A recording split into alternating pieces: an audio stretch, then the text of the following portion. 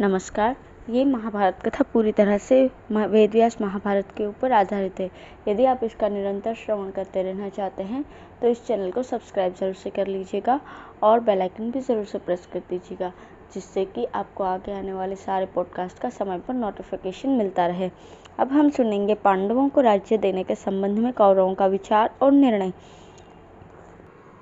वैशंपायन जी कहते हैं, जन्मेजय, सभी राजाओं को अपने गुप्तचरों से शीघ्र ही मालूम हो गया कि द्रौपदी का विवाह पांडवों के साथ हुआ है।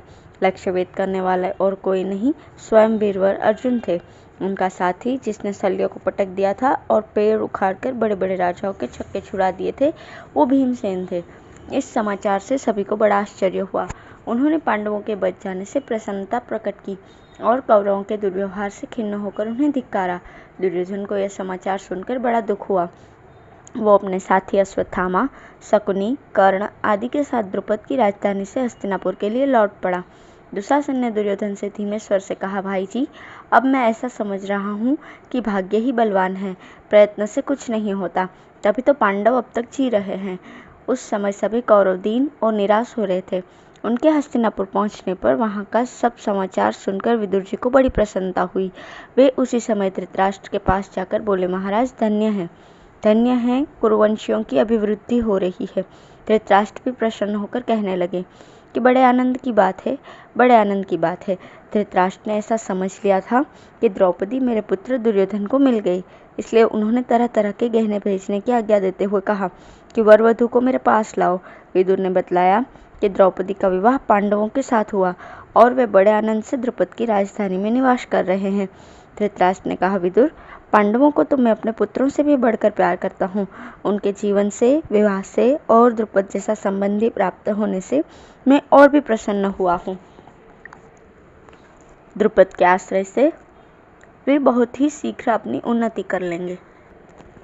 विदुर ने कहा, मैं चाहता हूँ कि जन्म भर आपकी बुद्धि ऐसी ही बनी रहे। जब विदुर वहां से चले गए तब दुर्योधन और कर्ण ने धृतराष्ट्र के पास जाकर कहा, महाराज, विदुर के सामने हम लोग आपसे कुछ भी नहीं कह सकते। आप उनके सामने शत्रुओं की बढ़ती को अपनी बढ़ती मानकर हर्ष प्रकट करते हैं। हमें तो रात दिन शत्रुओं के बल के नाश की धुन में लगे रहना चाहिए। हमें तो अभी से कोई ऐसा उपाय करना चाहिए जिससे वे आगे चलकर हमारी राज्य संपत्ति को हत्या न सकें। धृतराष्ट्र बोले, बेटा, यही तो मैं भी कहता हूँ, परंतु विदुर के सामने वाणी से तो क्या, चेहरे से भी मेरा ये भाव प्रकट नहीं होना चाहिए। कहीं वो मेरे भाव को भांप न ले। इसलिए मैं उनके सामने पांडवों के ही गुणों का बखान करता हूँ। तुम दोनों इस समय जो करना उचित समझते हो वो बतलाओ।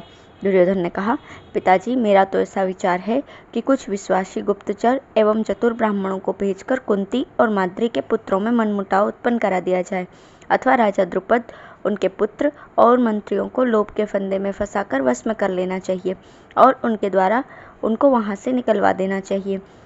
ये उपाय भी कर सकते हैं कि द्रौपदी उन्हें छोड़ दे। यदि किसी तरह धोखा देकर भीमसेन को मारा जा सके तब तो सारा काम ही बन जाए। भीमसेन के बिना अर्जुन तो हमारे कर्ण का चौथाई भी नहीं है। यदि ये उपाय आपको न जचे तो कर्ण को उनके पास भेज दीजिए। जब वे लोग कर्ण के साथ यहाँ आ जाएंगे तो फिर पहले की तरह कोई न कोई उपाय किया जाएगा और इस बार वे नहीं बच सकेंगे। द्रुपद का पूरा विश्वास और सहानुभूति प्राप्त करके पहले ही उन्हें मार डालना चाहिए। मेरा तो यही सलाह है। कर्ण, इस संबंध में तुम्हारी क्या राय है? दुर्योधन ने पूछा। कर्ण ने कहा, दुर्योधन, मैं तो तुम्हारी राय पसंद नहीं करता। तुम्हारे बतलाए हुए उपायों से पांडवों का वश में होना संभव नहीं दिखता। वे आपस में इतना प्रेम करते हैं कि मनमुटाव का कोई ढंग नहीं दिखता। सबका प्रेम एक ही स्त्री में है और वह विवाह के द्वारा प्राप्त है। इससे उनकी घनिष्ठता और भी सिद्ध होती है। राजा द्रुपद भी एक श्रेष्ठ पुरुष हैं। वो धन का लोभी नहीं। तुम सारा राज्य देकर भी उसे पांडवों के विपक्ष में नहीं कर सकते। जब तक श्री कृष्ण यादवों की सेना लेकर पांडवों को राज्य दिलवाने के लिए राजा द्रुपद के यहाँ नहीं पहुँचते, तभी तक तुम अपना पराक्रम प्रकट कर लो। बात यह है कि श्री कृष्ण पांडवों के लिए अपनी अपार संपत्ति, सारे भोग और राज्य का भी त्याग करने में नहीं हिचकेंगे। इसलिए मेरी सम्मति तो ये है कि हम एक बहुत बड़ी सेना लेकर अभी चढ़ाई कर दें और द्रुपद को हराकर पांडवों को पराक्रम से ही मार डालें, क्योंकि पांडव साम, दाम और भेद नीति से वश में नहीं किए जा सकते। उन वीरों को तो केवल वीरता से ही मार डालना चाहिए। धृतराष्ट्र ने कहा, बेटा कर्ण, तुम शस्त्रास्त्र कुशल तो हो ही, नीति कुशल भी हो। जो कुछ तुमने कहा है वो तुम्हारे अनुरूप है, परंतु मेरा विचार यह है कि आचार्य द्रोण, भीष्म पितामह, विदुर और तुम दोनों सब मिलकर इन संबंध में फिर से विचार कर लो और ऐसा उपाय निकालो जिससे परिणाम में सुख मिले। राजा धृतराष्ट्र ने भीष्म पितामह आदि को बुलवाया। सब लोग गुप्त स्थान में बैठकर विचार करने लगे। भीष्म पितामह ने कहा, मुझे पांडवों के साथ वैर विरोध करना पसंद नहीं है। मेरे लिए धृतराष्ट्र और पांडु तथा दोनों के लड़के एक से हैं। मैं सबसे एक सा प्यार करता हूँ। जैसे मेरा धर्म है पांडवों की रक्षा करना, वैसे ही तुम लोगों का भी है। मैं पांडवों से झगड़ा करने का समर्थन नहीं कर सकता। तुम उनके साथ मेल मिलाप का बर्ताव करो और उनको आधा राज्य दे दो। जैसे तुम इस राज्य को अपने बाप दादों का समझते हो, वैसे ही ये उनके बाप दादा का भी तो है। दुर्योधन यदि ये राज्य पांडवों को नहीं मिलेगा तो तुम या भरतवंश का कोई भी पुरुष अपने को उस राज्य का स्वत्वाधिकारी कैसे कह सकेगा। तुम जो भी राजा बन बैठे हो, ये धर्म के विपरीत है। तुमसे भी पहले वे राज्य के अधिकारी हैं। तुम्हें हंसी खुशी से उनका राज्य लौटाना चाहिए। इसी में तुम्हारा और सब लोगों का भला है, अन्यथा नहीं। तुम अपने सिर पर कलंक का टीका क्यों लगा रहे हो? जब से मैंने सुना है कि कुंती और पांचों पांडव भस्म हो गए, तब से मेरी आंखों के सामने अंधेरा सा छा गया था। उनके जलने का दोष जितना तुम पर लगाया गया, उतना पुरोचन पर नहीं। अब पांडवों के जीवित रहने और मिलने से तुम्हारी अपकीर्ति मिटाई जा सकती है। पांडवों के जीवित रहते स्वयं इंद्र भी उन्हें उनके राज्य से वंचित नहीं कर सकते। वे बुद्धिमान और धर्मात्मा हैं, आपस में मेलजोल भी रखते हैं। उन्हें तुमने अब तक जो राज्य से दूर रखने का प्रयत्न किया है, ये अधर्म है। धृतराष्ट्र, मैं तुम्हें स्पष्ट रूप से अपनी सम्मति बतलाए देता हूँ। यदि तुम्हें धर्म से रत्ती भर भी प्रेम है, तुम मेरा प्रिय और अपना कल्याण करना चाहते हो, तो शीघ्र से शीघ्र पांडवों को आधा राज्य दे दो। द्रोणाचार्य ने कहा, धृतराष्ट्र, मित्रों का यही धर्म है कि जब उनसे कोई सलाह पूछी जाए तो वे धर्म, अर्थ और यश की वृद्धि करने वाली सम्मति दें। मैं महात्मा भीष्म की सम्मति पसंद करता हूँ। सनातन धर्म के अनुसार मैं यही ठीक समझता हूँ कि पांडवों को आधा राज्य दे दिया जाए। आप किसी प्रियवादी पुरुष को द्रुपद की राजधानी में भेजिए। वो पांडवों और नववधु द्रौपदी के लिए अनेकों प्रकार के रत्न और सामग्री लेकर जाए और द्रुपद से कहे कि महाराज द्रुपद, आपके पवित्र वंश में संबंध होने से समस्त कुरुवंश को राजा धृतराष्ट्र और दुर्योधन को बड़ी प्रशंसा और प्रसन्नता हुई है। इसे वे अपने कुल और गौरव की वृद्धि मानते हैं। इसके बाद वो कुंती और पांडवों को आश्वासन दे, समझावे बुझावे।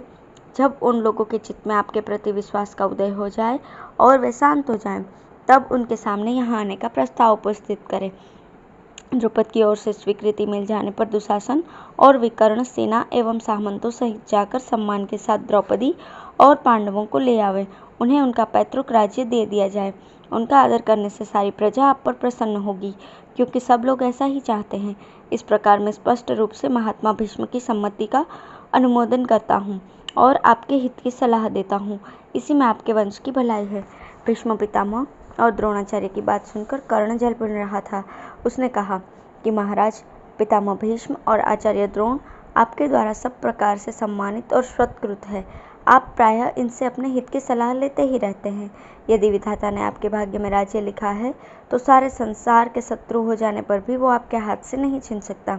यदि कोई अपने हृदय के भाव को छिपाकर बुरे इरादे से अमंगल को मंगल बतावे, तो समझदार पुरुष को उसका कहा नहीं मानना चाहिए। आप स्वयं बुद्धिमान हैं।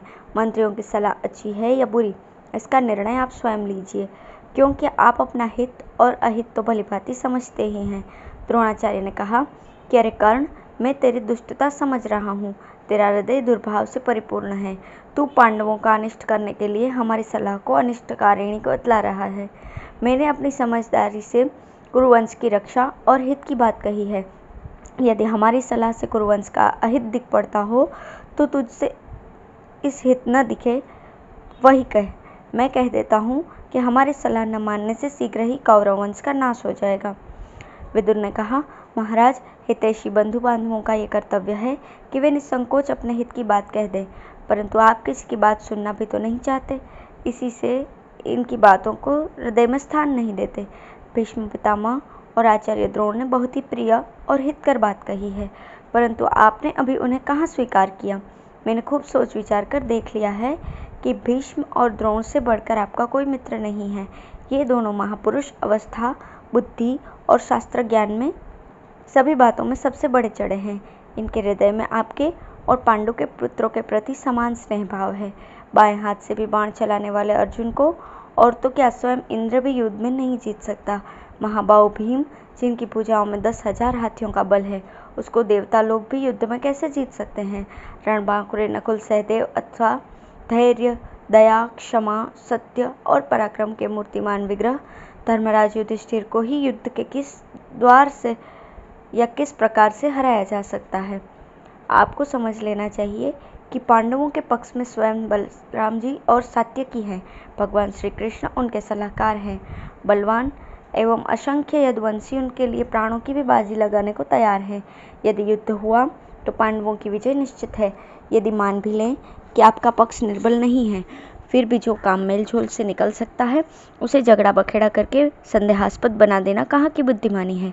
जब से प्रजा को ये बात मालूम हुई है कि पांडव जीवित है, तब से सभी नागरिक अनागरिक उनके दर्शन के लिए उत्सुक हो रहे हैं। इस समय पांडवों के विरुद्ध कोई काम करने से राज्य विप्लव हो जाएगा। आप पहले अपनी प्रजा को प्रसन्न कीजिए। दुर्योधन, कर्ण और शकुनी आदि अधर्मी और दुष्ट हैं। इनकी समझ अभी तक कच्ची है। इनकी बात मत मानिए। मैंने आपको पहले ही सूचित कर दिया था कि दुर्योधन के अपराध से सारी प्रजा का सत्यानाश हो जाएगा। धृतराष्ट्र ने कहा, विदुर, भीष्म पितामह एवं आचार्य द्रोण बड़े ही बुद्धिमान एवं ऋषितुल्य है। उनकी सलाह मेरे परम हित की है। तुमने भी जो कुछ कहा है उसे मैं स्वीकार करता हूँ। युधिष्ठिर आदि 5 पांडव जैसे पांडु के पुत्र हैं, वैसे ही मेरे पुत्रों की तरह ही राज्य पर उनका भी अधिकार है। तुम पांचाल देश में जाओ और राजा द्रुपद की अनुमति से कुंती, द्रौपदी तथा पांडवों को सत्कार पूर्वक यहाँ ले आओ। धृतराष्ट्र की आज्ञा से विदुर ने द्रुपद की राजधानी के लिए प्रस्थान किया। धन्यवाद।